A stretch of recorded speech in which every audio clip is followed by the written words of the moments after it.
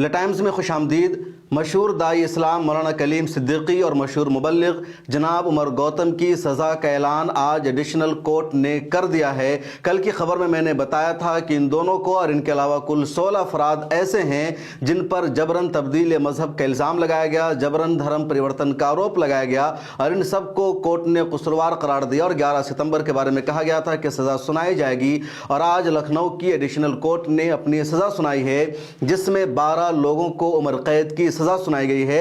جن 12 لوگوں کو زبردستی تبدیل مذہب کے الزام میں قصوروار ٹھہرا کر سزا سنائی گئی ہے اور ان کو عمر قید کی سزا سنائی گئی ہے، اس میں پہلا نام ہے داعی اسلام مشہور مبلغ مولانا کلیم صدیقی کا، دوسرا نام ہے مشہور مبلغ جناب عمر گوتم صاحب کا، تیسرا نام ہے سرفراز جعفری کا۔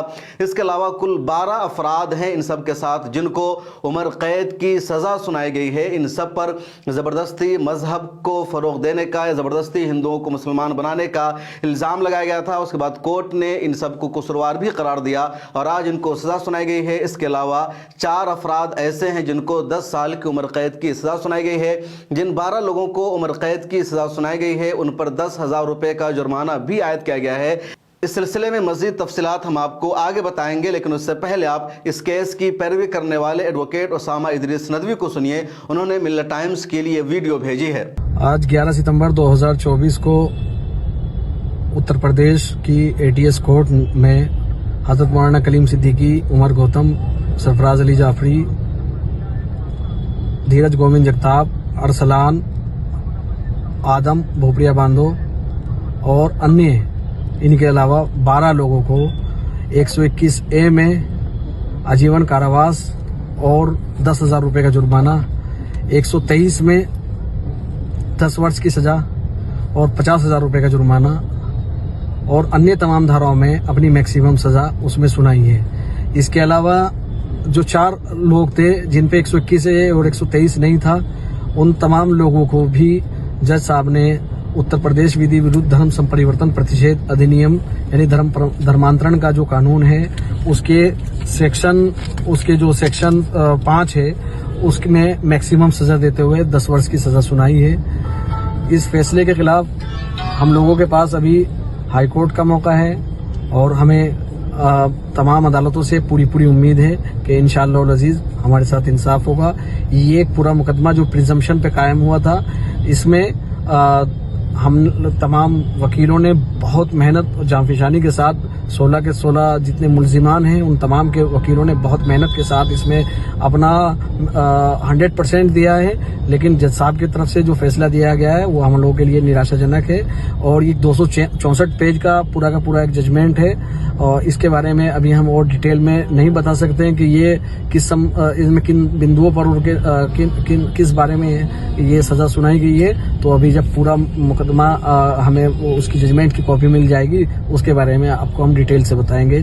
میرے اسی پیغام کو آپ یہ سمجھیے کہ یہ ایک آفیشیل پیغام ہے، اس کے علاوہ برائے کرم فون پر رابطہ کرنے کی کوشش نہ کریں۔ شکریہ۔ تو آپ نے سنا ایڈوکیٹ اسامہ ادریس ندوی کو، ان کا صاف کہنا ہے کہ ایڈیشنل کورٹ کا فیصلہ ہے اور یہ آخری فیصلہ نہیں ہے، حتمی فیصلہ نہیں ہے۔ اس فیصلہ کے خلاف ہم ہائی کورٹ جائیں گے، سپریم کورٹ جائیں گے۔ ان کا یہ بھی کہنا ہے کہ ججز نے ایک طرف کی بات کو سنی، دوسری طرف کی بات پر ججز نے توجہ نہیں دیا، ججز نے ایک طرفہ فیصلہ کیا ہے، ججز نے صرف ATS اور پولیس کی باتوں پر توجہ دی ہے۔ ہماری رائے کو، ہماری دلیل کو ججز نے مسترد کر دیا ہے، لیکن ہم نا امید ہونے والے نہیں ہیں، مایوس ہونے والے نہیں ہیں۔ اس فیصلہ کے خلاف ہم لکھنؤ ہائی کورٹ جائیں گے، الہ آباد ہائی کورٹ جائیں گے، اس کے بعد ہم سپریم کورٹ کا دروازہ کھٹکھٹائیں گے۔ اگر آپ ماضی کی تاریخ دیکھیں گے تو پچھلے سالوں میں 10 جگہ پر بم دھماکہ ہوا، دہشت گردانہ حملہ ہوا اور پولیس نے، ATS نے، NIA نے اس وقت مسلم نوجوانوں کو گرفتار کیا، ان پر دہشت گردی کے الزام لگایا گیا۔ لوکل عدالتوں سے ان سب کو دہشت گردی کا مجرم بھی قرار دیا گیا، ان کو پھانسی کی سزا سنائی گئی، عمر قید کی سزا سنائی گئی اور ان عدالتوں نے یک طرفہ طور پر پولیس کی، NIA کی، ایجنسی کی دلیلوں پر عمل کیا۔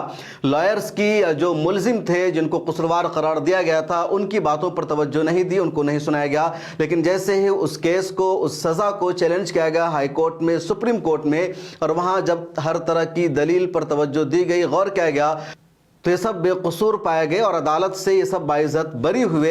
इसलिए उम्मीद यही है कि इस मामले को भी जब सुप्रीम कोर्ट में, हाई कोर्ट में चैलेंज किया जाएगा तो ये सब भी बरी करार पाएंगे और इनको जिस तरह उम्र कैद की सज़ा सुनाई गई है वो सज़ा बरकरार नहीं रह पाएगी। मौलाना कलीम सिद्दीकी एक इदारा चलाते हैं, उन पर ज़बरदस्ती तब्दील मज़हब का इल्ज़ाम लगाया गया। इसी तरह उमर गौतम साहब पर इल्ज़ाम लगाया गया और ये पूरा सिलसिला शुरू हुआ था जून 2021 से।